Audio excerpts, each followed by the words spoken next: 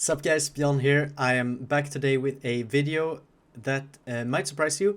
I'm gonna explain why you should not return for 9.1.5, guys. I will strongly advise you to not return for 9.1.5, and we'll get into that very shortly. First, make sure to like and subscribe if you want to see more content. I will be, ironically enough, pumping out content once 9.1.5 is coming out. But yeah, so 9.1.5 was just announced, and the release date will be November 2nd or November 3rd in EU. So it will be coming fairly soon, in 2 weeks here, and that is pretty nice, right? It was about the expected release date of the patch. Maybe most people were speculating that it was going to come out around Halloween, maybe a little bit after that. So I think there's no surprise here, but what is a surprise is what is included in the patch, because we have a lot of features, and I'll go through all of the features, or at least all of the noteworthy features coming in 9.1.5 at the end of this video. But first, I just want to outline the main things here. We have quality of life changes, we have catch-up changes for alts, just stuff like conduit energy and covenants and stuff like that, right? Then we also have AoE cap removed, which is going to be really significant for the Mythic Plus meta in particular. I don't think it's going to impact raid balance that much, but there are for sure going to be some classes that are going to become way better, or also maybe a little bit worse in Mythic Plus, so keep that in mind. And we also have some class balance, right? So if this is what you want to come back for, then 9.1.5 is going to be fine, right? These are the things you want. Maybe you just want to blast some un-AoE capped classes, or maybe you want to try out the new buffs that your class got in 9.1.5, or maybe you just want to swap some covenants, right? In that case, I would advise you to actually return in 9.1.5, because then you won't be disappointed. But if you return in 9.1.5 for the Legion Time Walking event, then I'm gonna have to disappoint you, because Legion Time Walking, and with that the Mage Tower, right, which is also incredibly anticipated, both of those are actually going to come out on December 7th. So that is more than a whole month after the patch, which means that if you subscribe on the patch day, then you're going to have to waste another subscription if you want to play Legion Time Walking. So I would strongly suggest you, if you are not currently subscribed and you want to play Legion Time Walking in 9.1.5, that's why you're returning, then you should definitely wait to resubscribe maybe a week before the Legion Time Walking starts, or when it starts, you know, that's up to you. When it actually is running, though, the event is going to be up for 2 weeks, so you'll actually have some, at least some decent amount of time there. I would prefer if it was up for even longer, but 2 weeks is still, like, it's at least better than 1 week, right? And in that time, as I said, we're going to have a Legion Time Walking event with Mythic Plus here, and this is really significant. You are just going to be able to take your Shadowlands keys, go and trade them in Oribos for a Legion key, and then you can do a couple of the Legion dungeons in Mythic Plus. It's not all of them. I have another video about this Time Walking event and the Mage Tower and stuff like that if you want to check that out. But regardless, some of the dungeons are up there. There's also going to be some Legion dungeons in the upcoming Mythic Plus tournament, the Great Push. So that's really cool to see that Blizzard is implementing Legion dungeons there, which makes it a lot less stale, right? And after this Time Walk event has been up for these 2 weeks here, it'll be put on an 18-week rotation. 18 weeks, that is 4.5 months. Like, this is where I really struggle to see Blizzard's philosophy here, because clearly Mythic Plus is a great thing, right? Mythic Plus is really good for World of Warcraft, and a ton of people love it, and it's probably the most engaged with endgame content in WoW, right? More people are doing Mythic Plus casually than are doing PvP or Raid, I would imagine.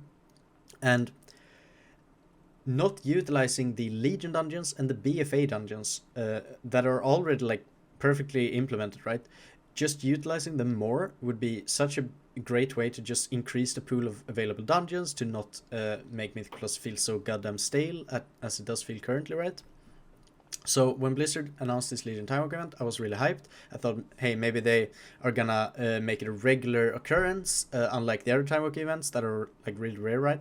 We would want to see this, like, maybe once every month, or every other 2 weeks, or something like that. Like, I was pretty optimistic, and the same goes for BFA Time Walk, right? I was actually hoping that Blizzard would maybe implement BFA Time Walking this expansion or sooner, and not wait until 10.0 1.5 or whatever to implement BFA time walking, because again, that's just a big wasted pool of dungeons. And especially if they are hellbent on making this fucking Legion time walking event 18 weeks in between, then you should definitely have a BFA event in between that at least. So otherwise it's just gonna like do nothing for the health of the game whatsoever, right? And the only thing this Legion time walking event is really gonna do, it's gonna get you like some subscribers on December 7th, and then once the time walking event is over, then people are gonna be like, hey, can't be wait like fuck to wait 5 months for this again, right? I don't know, I'm confused. Regardless, we're moving on to the other changes in 9.1.5. So if you do want to come back for 9.1.5 and you're wondering what are the exact changes, right? What can we actually expect to see? I'm going to go through them as well here. So we have covenant swapping. Free covenant swapping, you can pretty much swap at any time you like just by talking to the guys in Oribos, regardless of your previous swaps or anything like that. You can just swap around freely. You will have like a different renown for each covenant, but that will be permanent once you grind that up, right? So once you're renown 18 all 4 covenants, you never have to worry about anything again, and you can just swap freely in between them as you like, which is really good, obviously. But again, it's a little bit late maybe for that. Campaign skips, same idea here. You can skip the Maw intro, you can skip the Covenant campaign if you've done it before on another character. So you are still gonna have to do all 4 Covenant campaigns, but once you've done one of them on one character, you can skip that campaign on all the other ones. So again, really cool thing, but it should have been in the game from the fucking beginning, Blizzard. Like, we're here again. This is just the last 4 expansions all over again, right? Conduit energy removed. Again, should have been removed a long time ago, but we'll take it. 40 renown catch up. This is pretty cool. You can just buy one of these things in Oribos, send them to your alt, and they'll instantly get 40 renown. It's a pretty decent catch up, and we are gonna see some more good catch up here soon, which is really cool. We also have some Mythic Plus changes: Bowstring, Necrotic Wound, and Raging nerfs. So if you're like a high-end Mythic Plus player and you're worried about those affixes, then there might be another reason to come back in 9.1.5. We have some legacy nerfs to Legion raids. So if you're a transmog collector, a mount farmer, you want to do the mythic raids from Legion or even just the heroic ones, and you can't solo them currently, well, now they're going to be significantly easier to solo, so you should be able to get in and get some transmog from Legion raids, which is actually probably one of the biggest draws of 9.1.5 if you don't consider the AoE cap, right? But Legion legacy raid nerfs, pretty cool actually. We have Valor and PvP account bind gear, and this is one of the changes that I hadn't even seen until now. This is actually really cool. You can on your mains go and buy account bound gear similar to the Korthia catch-up gear, right? But now you can buy it with Valor or with Conquest instead. So if you're a Conquest cap, for example, I imagine this is mainly going to be really good for PvP players, because being able to buy an account-bound Conquest piece that starts at 220 and just send that over to an alt to make it a little bit easier to PvP, I think it's going to be incredibly good. The Valor gear starting at 210 is a little bit worse. Like, you might not spend Valor on your main or like catch-up gear for your alt, maybe. But then again, could still be a cool thing. So I definitely really like this. Now, there's also going to be some Korthia improvements, things like higher drop rate. They are going to remove the daily cap on relics and stuff like that, but we don't give a shit about this anyway, right? It's Korthia. No one plays Korthia anymore. That can go fuck itself. We have an honor gear buff and PvP rating brackets. So before there was gearing upgrades at like 1400, 1600, 1800, right? But now they're going to add an extra bracket in between those to make it a little bit easier to gear. So for example, there will be an extra gearing bracket at 1950 in between 1800 and 2100 to make that gap easier to bridge as a climbing player, right? So this is all good stuff.